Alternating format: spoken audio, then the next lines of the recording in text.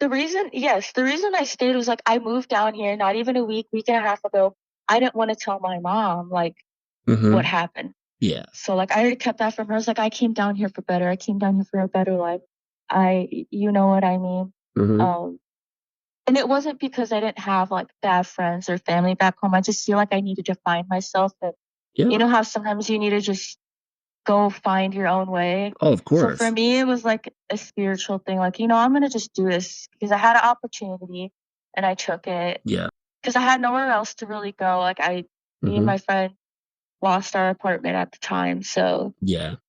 and I didn't want to like mooch off my mom or anything. So do you do you Mhm. do you think that your ex-boyfriend took advantage of that situation, knowing that you were trying to rebuild your life and then took advantage with the custody of the child?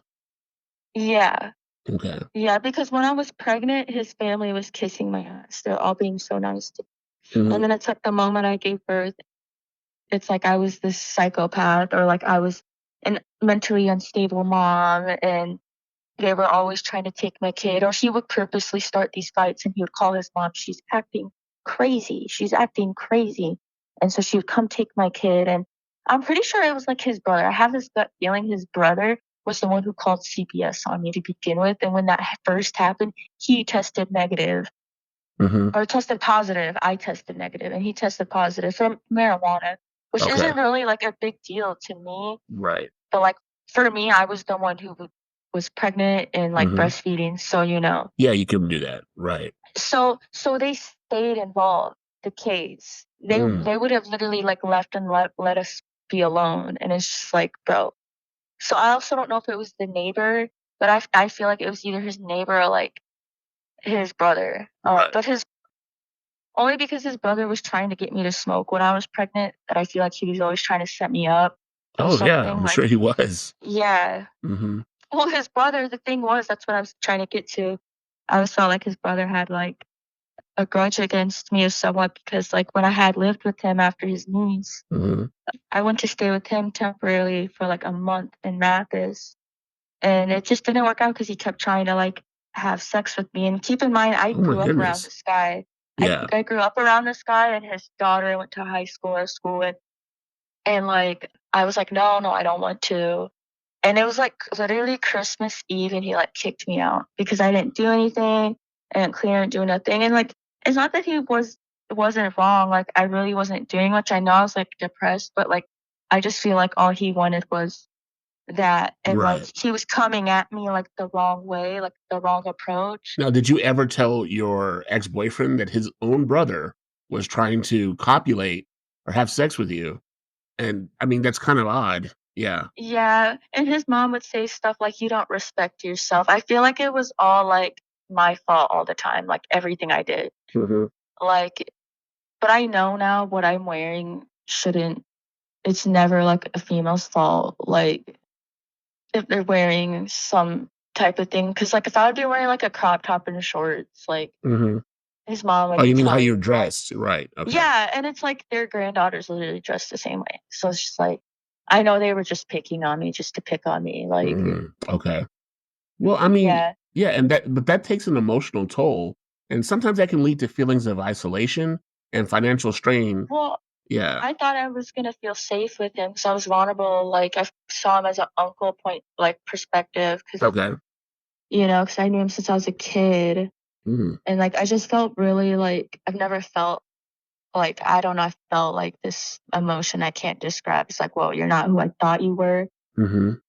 And I just feel like he Took had this advantage? grudge against me since like, I had his dad pick me up, like, the day after Christmas. Okay. And that's when I moved of 2018, and that's when I moved, like, with his dad. Right. And like I have my own room and everything and to me it's like oh finally something's good happened but from the beginning this is like the big narcissistic trait with my son's dad from like the beginning he was like so nice Right. compared to everybody I felt like in his family. He was so nice and he made me feel the things that like I like wanted to feel like he knew what he was doing though like but in my like 20-year-old mind Right. I feel like now I would know. I'm not dumb, but Yeah, because I mean, maturity is everything. all the right things. Right. Like, you know what I mean?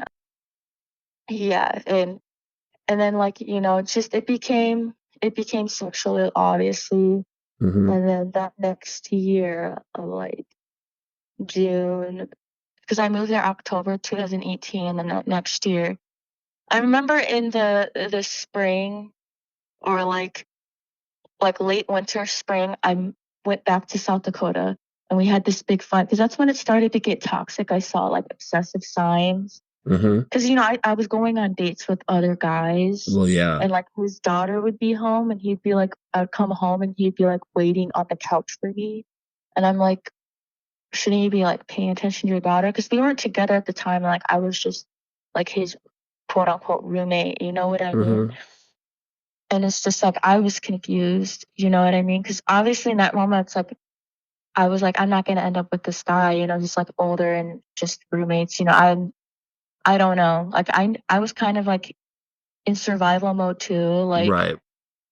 and I was just trying to make the best of the situation. Yeah, And, that's you don't really understandable. tell people back home, like, what's 100% going on, all the time.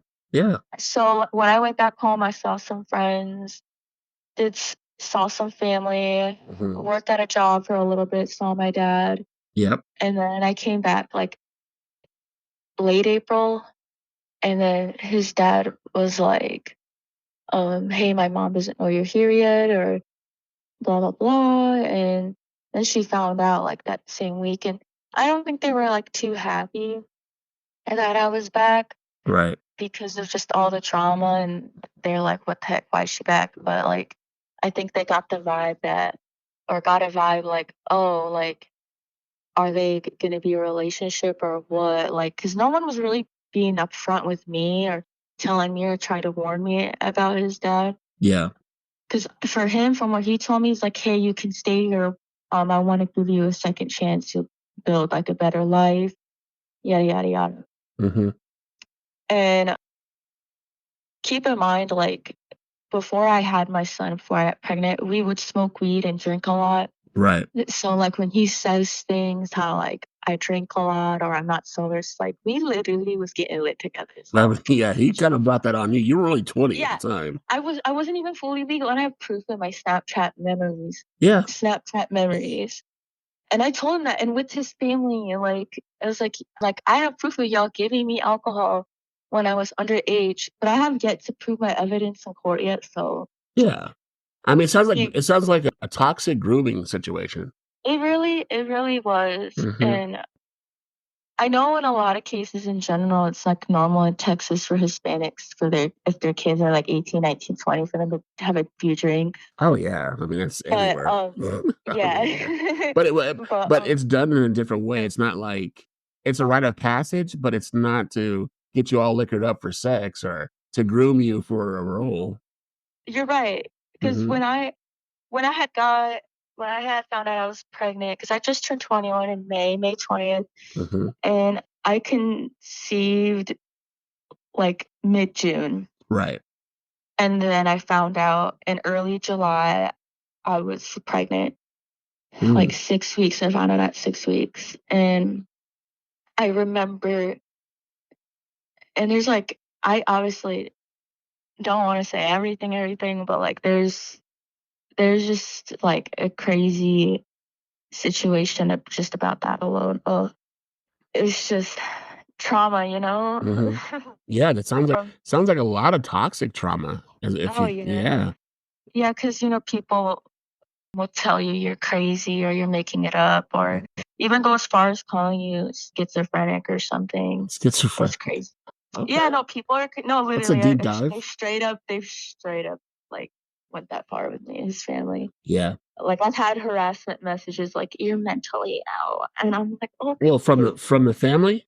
Or From well, his niece that's literally bipolar, like, actually bipolar. so it seems like the whole family's just on another Uh, level. no, I've have a recording of his niece, who's, like, older than my mom. She was at my job looking for me, and she was trying to fight me, and, like, I have a recording of her on the phone, like, Mm. like, I have proof, I just haven't ever, like,